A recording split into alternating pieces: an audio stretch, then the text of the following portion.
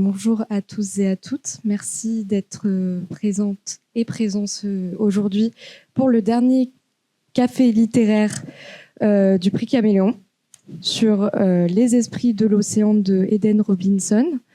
Donc je vais laisser maintenant la parole à Madame Le Tessier qui vient de Saint-Étienne pour animer ce café littéraire. Donc, bonjour à tous et à toutes. Je reconnais déjà certains visages. Il me semble que pour certains d'entre vous, je vous ai vu à la conférence sur les questions autochtones avec Madame Dallès Maréchal. Donc déjà, merci d'être venu aujourd'hui pour ce café littéraire. C'est un plaisir d'être là pour parler d'un roman que j'aime beaucoup. D'ailleurs, je vais peut-être préciser d'emblée que moi, j'ai l'habitude de travailler sur les textes en anglais. Donc, je vais certainement y faire référence par son titre en anglais qui est Monkey Beach. Voilà. Et j'en profite pour remercier Marie Moreau et Florian Bousquet qui m'ont embarqué dans cette aventure qu'Hélène et Canada à Lyon 3. Et merci également à la bibliothèque universitaire et à son pôle culturel. C'est la deuxième fois que je viens et à chaque fois, c'est un plaisir. Et bien entendu, merci à vous. Alors, comme mes collègues Pierre-Antoine Pellerin et Florian Bousquet, je vais commencer par un aveu. Je suis canadieniste. Et ça arrive à des gens très bien. Donc, ça veut dire quoi être canadieniste ? Pour ma part, ça veut dire que ça fait 20 ans que je... Oui. Ça fait un peu boomer. Mais littéralement, ça fait 20 ans que je travaille sur le Canada et plus précisément sur les littératures canadiennes. Donc 20 ans, c'est-à-dire que j'ai commencé à travailler sur le Canada en maîtrise à l'époque où la maîtrise existait encore. Voilà. Et d'ailleurs, Monkey Beach, ça fait partie des œuvres sur lesquelles j'ai travaillé et ça fait partie des œuvres que j'enseigne à l'Université de Saint-Étienne. Et justement, parce que je suis canadieniste, je m'insère dans une conversation qui est traversée par la question de l'appropriation, de la consommation et de la marchandisation des pensées, des pratiques et des expressions artistiques autochtones. Ça, c'est quelque chose dont on a parlé pendant la conférence avec Madame Dallès. Et c'est important pour moi de le préciser parce que si je participe à cette conversation, c'est depuis un au dehors. Je ne suis pas canadienne, je suis française, je travaille depuis la France et je ne suis pas autochtone non plus. Donc, parler d'Eden Robinson et parler plus largement sur les littératures autochtones, pour moi, ce ne veut pas dire parler au nom des populations autochtones, au nom d'Eden Robinson, pour Eden Robinson et pour les populations autochtones. Mais ce qui m'intéresse davantage, c'est de réfléchir à la manière dont une lectrice comme moi entre en relation avec ces textes, la manière dont on peut les fréquenter, dont on peut les visiter, et la manière dont ces textes, en fait, nous font réfléchir sur nos attentes à nous, ou en tout cas mes attentes à moi en tant que lectrice. Et toutes ces questions sont, vous l'aurez compris, au cœur de ma lecture d'Eden Robinson, mais encore une fois, c'est une lecture parmi d'autres, et cette lecture, elle est située. Alors, Eden Robinson, quelques mots sur elle. Ah oui, j'ai oublié de préciser que comme je suis prof, il y a bien sûr un plan à cette présentation. Donc, on va commencer. Je vais commencer par dire quelques mots sur Eden Robinson. Ensuite, c'est un roman qui fonctionne beaucoup sur l'allusion. Et je me suis dit que ça pourrait vous intéresser si on revenait sur certaines allusions quant au contexte dans lequel l'œuvre s'inscrit. Et puis, on terminera sur un petit bouclap. Voilà. Donc, préparez vos téléphones. Alors, Eden Robinson. Madame Moreau en avait déjà parlé à la présentation inaugurale mais ça va sans dire, j'ai pas besoin de le rappeler. Donc, Madame Moreau a brillamment introduit l'autrice, anglicisme d'ailleurs, l'autrice et l'œuvre. Donc, pour rappel, Eden Robinson est née en 1968. Elle est Aisla et Elstuk, donc elle s'inscrit dans un contexte multinational, au sens que ce terme peut avoir dans le contexte canadien, c'est-à-dire qu'elle a une double affiliation nationale à 2 nations autochtones de la côte pacifique. Elle naît et grandit à Kitimat. Le nom vous est certainement familier puisque c'est le village de Lisa Mary et c'est d'ailleurs le village dans lequel elle situe l'essentiel de ses textes. Et puis, elle expliquera plus tard dans une interview qu'elle a grandi en pensant que sa vie et celle de sa communauté étaient tout à fait ordinaires. Et ce n'est qu'en partant de Kitimat, quand elle rejoint l'université de Victoria et puis ensuite l'université de Colombie-Britannique, qu'elle se rend compte que, en fait, pour la société dominante, pour la société canadienne, et je ne vais pas dire la société blanche parce que ce n'est pas exactement selon ces lignes de division-là que ça marche, selon la société dominante, la communauté Aïsla est tout sauf ordinaire. Donc cette idée du quotidien, cette idée d'un quotidien ordinaire, on la retrouve dans Monkey Beach. Toutes ces scènes d'un quotidien adolescent, voilà. Mais bon, j'anticipe un peu. Alors quand elle va à l'université de Victoria, elle va à l'université de Colombie-Britannique, elle fait une maîtrise en creative writing. Et dans le cadre de sa maîtrise en écriture créative, maîtrise master en fait, elle publie son premier livre, donc c'est Trap Lines. J'en avais parlé, en tout cas j'avais parlé d'une des nouvelles, Queen of the North, qui donnera lieu, qui est le point de départ de Monkey Beach. Trap Lines, Robinson gagne un prix littéraire, le premier prix littéraire de sa carrière. Étonnamment, elle gagne un prix littéraire britannique et non pas canadien. Un prix britannique qui récompense les meilleurs livres de littérature régionale du Commonwealth. C'est niche et en même temps, c'est assez intéressant dans la formulation, l'idée de littérature régionale et de prix du Commonwealth. Bon, voilà. En tout cas, avec l'argent, elle part en voyage et elle part à Graceland avec sa mère qui est fan d'Elvis. Et là encore, on peut faire un lien avec Monkey Beach, puisque Lisa Mary s'appelle Lisa Mary parce qu'elle a le même nom que la fille d'Elvis.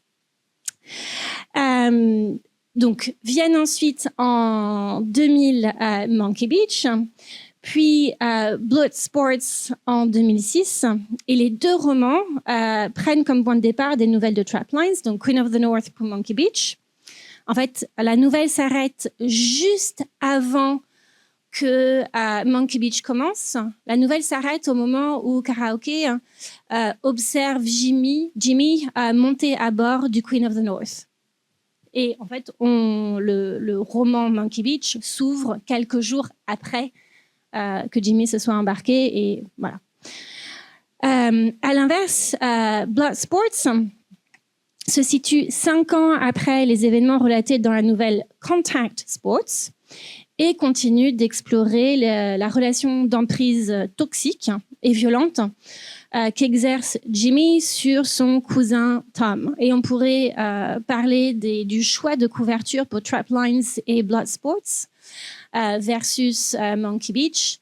Les éditeurs ont choisi d'avoir des couvertures qui illustrent ou en donnent une idée de la violence qui habite ces textes. De là, Eden Robinson se lance dans l'écriture d'une trilogie, la trilogie du Trickster, qui suit Jared, un adolescent un peu paumé de Kitimat, qui découvre un jour qu'il est le fils du Trickster Wiget. Alors, qui est Wiget? Wiget est un esprit cosmogonique, c'est-à-dire créateur de monde, créateur du monde, qui parfois prend l'apparence d'une corneille. Donc, vous imaginez bien que si vous découvrez un jour que vous êtes le fils d'un esprit ancestral, créateur de monde, qui accessoirement a à peu près 500 enfants, ça complique un peu votre vie. Et donc, la vie de Jared est quelque peu compliquée. En fait, il se retrouve au cœur de conflits entre des forces qu'il a du mal à appréhender. Donc, on retrouve dans la trilogie, comme dans Monkey Beach, la présence des esprits et du monde plus qu'humain. Et je ne vais pas utiliser le terme de surnaturel, parce qu'à partir du moment où on utilise le terme de surnaturel, on s'insère dans des cadres de pensée occidentaux. Or, justement, Ellen Robinson, dans des romans comme Monkey Beach et la trilogie du Trickster, nous demande à nous, lecteurs occidentaux, d'essayer d'appréhender ces textes depuis un au-dehors de ces cadres occidentaux. Donc, j'en dis pas plus sur la trilogie du Trickster. Je vous laisse aller découvrir. Les 2 premiers tomes ont été traduits. On attend la traduction du 3e. Et pour l'anecdote, avec Madame Moreau, on a hésité entre Monkey Beach et Son of a Trickster, donc fils de Trickster. Et puis, on s'est dit que mettre juste le premier tome de la trilogie, c'était pas forcément la meilleure des choses. La trilogie a rencontré un énorme succès à la fois critique et populaire. Elle a d'ailleurs été adaptée en série en 2020. Donc, première saison, premier tome. Et depuis, elle a été annulée. Et ça va rejoindre ce que je vous disais à propos de la conversation dans laquelle je m'insère en tant que lectrice et en tant que chercheuse. Pourquoi a-t-elle été annulée? La showrunner se présentait comme autochtone. Elle n'était pas affiliée à une nation, mais elle se présentait comme étant descendante d'Algonquins et de Métis. Et puis ça a été remis en question. Et donc le show a été annulé. Voilà. Alors, on en arrive à Monkey Beach. Donc, j'imagine que vous avez tous et toutes commencé à lire le roman. Peut-être que vous l'avez déjà fini. Alors, j'ai pris la décision de ne pas donner trop de spoilers. Enfin, je vais essayer, en tout cas. On pourrait résumer le roman de manière très hâtive en disant que c'est une histoire sur le passage à l'âge adulte au sein de la nation Aisla, dans le petit village de Kitamat. Et la visite des esprits, les visions qu'a Lisa Marie s'inscrivent dans un cadre résolument réaliste qui dessine en creux le racisme systémique de la société canadienne, l'histoire des politiques d'oppression canadiennes et celle des mouvements de résistance. Donc, parmi les allusions ou parmi les références, le roman aborde de manière explicite deux des sujets qui dominent et entachent la relation entre Canada dominant et population autochtone. Le trauma transgénérationnel des pensionnats indiens. Ça, c'est l'histoire de l'oncle Mick, c'est aussi l'histoire de Josh. Okay. Et j'ai mis sur le PowerPoint un tableau que Madame Dallès vous avait montré également. C'est une œuvre de Kent Monkman qui est un artiste cri et qui représente justement ce qu'a été pour les populations autochtones le système des pensionnats indiens. Et puis l'autre scandale, c'est celui des femmes et Two-Spirit People portées disparues, tuées, assassinées et portées disparues. La violence raciste est redoublée d'une violence sexuelle et genrée. Et là, je pense notamment dans le roman à ce qu'il arrive à la cousine de Lisa Marie, qui se fait agresser par un groupe d'hommes blancs qui pensent qu'ils peuvent se conduire ainsi en toute impunité. Et plutôt que de vous montrer des photos des manifestations qui ont été organisées justement pour dénoncer ce scandale des femmes et Two-Spirit People portés disparus, j'ai choisi de vous montrer une œuvre de Rebecca Belmore, donc artiste Nishnabeg, qui s'intitule 1181. 1181, c'est le nombre de femmes autochtones portées disparues dans les archives de la police. Donc ça veut dire que ce chiffre-là, bien entendu, il est en fait bien plus important. Voilà. Et j'ai choisi 2 artistes qui ne sont ni Aisla ni Astuk pour vous donner une idée des contextes dans lesquels s'inscrit Robinson. On parle bien d'un contexte Aisla, mais l'œuvre s'inscrit aussi dans un contexte plus largement autochtone, puisque ces questions-là, le trauma transgénérationnel des pensionnats indiens et le scandale des femmes autochtones et Two-Spirit People portées disparues, ça traverse en fait les communautés autochtones. Peut-être vous rappelez-vous du personnage de l'oncle Mick. Donc, oncle Mick, on l'apprend dans le roman, est un ancien membre de l'American Indian Movement. Vous avez un badge sur le PowerPoint. Donc, l'American Indian Movement, je ne sais pas si vous en avez déjà entendu parler, peut-être dans vos... Oui, peut-être non. Donc, pour celles et ceux qui ne connaîtraient pas, c'est une organisation militante fondée à Minneapolis, organisation militante pour les droits civiques autochtones et fondée en 1968. L'oncle Mick, c'est lui qui donne à Lisa Marie les bribes d'une éducation politique, bien sûr centrée sur la défense des droits autochtones et sur les enjeux territoriaux. La Colombie-Britannique, contrairement au reste du Canada, n'a jamais donné lieu à de traités. Donc, si vous regardez, si vous visualisez la carte du Canada, qu'on aille de Terre-Neuve jusqu'à l'Alberta, la couronne britannique, puis après le gouvernement fédéral canadien, a signé des traités avec diverses nations autochtones. Ce n'est pas le cas en Colombie-Britannique, et donc cela veut dire que dans les discours militants autochtones, dans les discours autochtones, la Colombie-Britannique, ce sont des terres non cédées, unceded territories. Et ça, en fait, le texte ne l'aborde pas de manière explicite. Okay, à aucun moment on a le terme non cédé dans le roman, ou en français ou en anglais, mais par contre, c'est là malgré tout.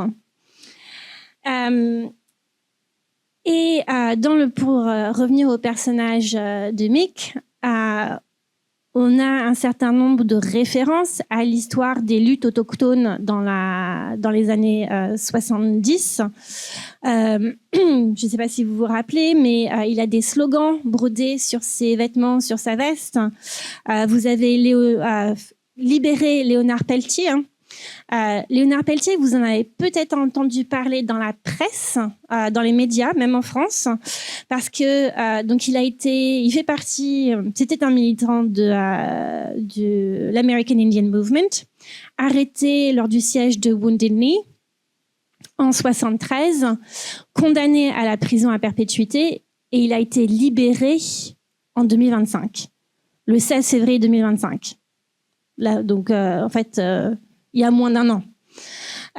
Et un documentaire est sorti en 2025. Vous avez le poster à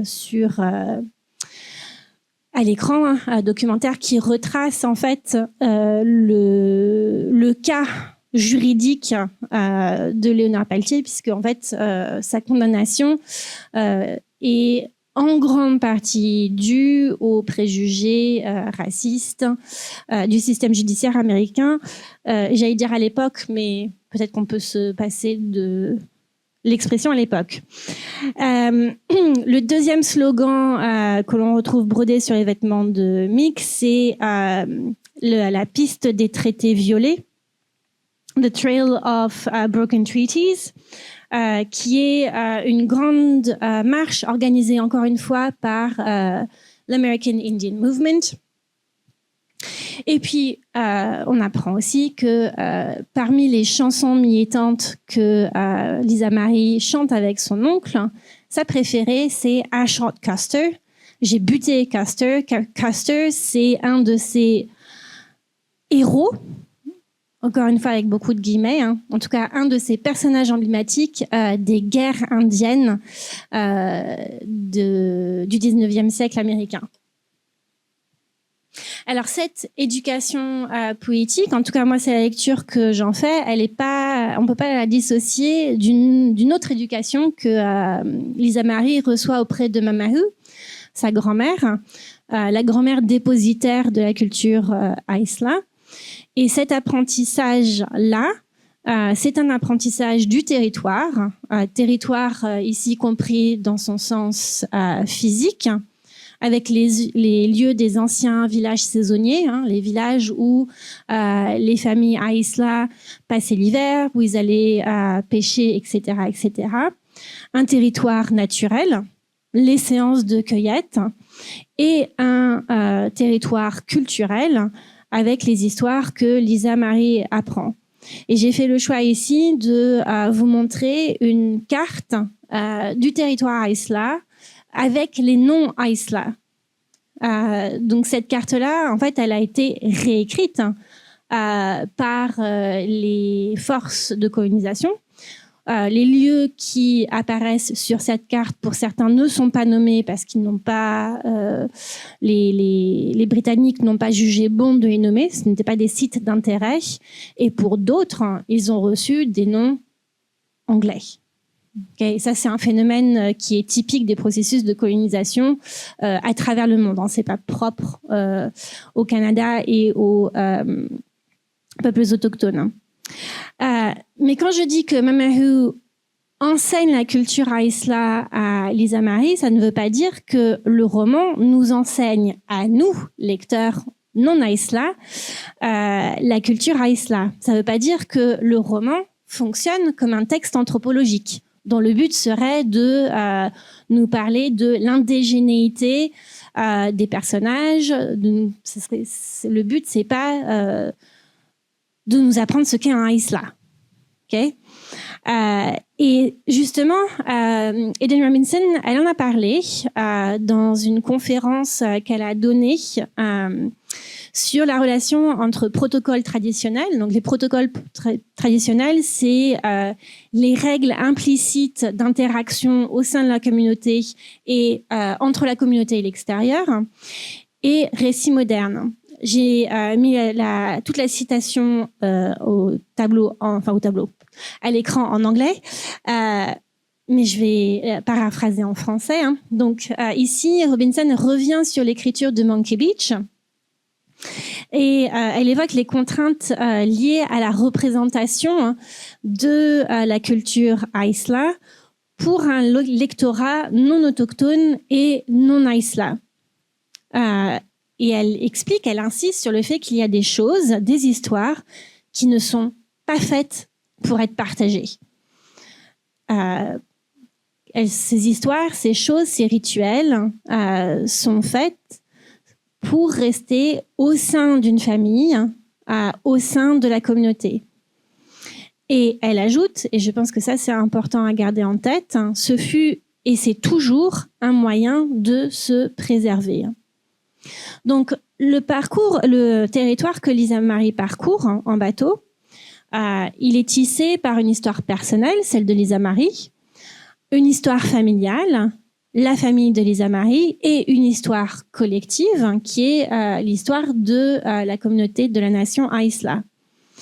Et en suivant son parcours de page en page, mon impression de lectrice, c'est que le texte nous invite également à parcourir ce territoire, mais il nous invite aussi à garder en tête qu'on n'est pas les premiers non-autochtones à parcourir ce territoire. Et en cela, il nous invite à garder en tête les figures du colon et du touriste. Le texte parle de la colonisation, on a plusieurs figures de touristes. Ces figures-là nous ont précédés, et donc il nous invite ou nous demande à justement nous en distancier, à nous en différencier. Voilà, c'était tout ce que je voulais dire sur le roman.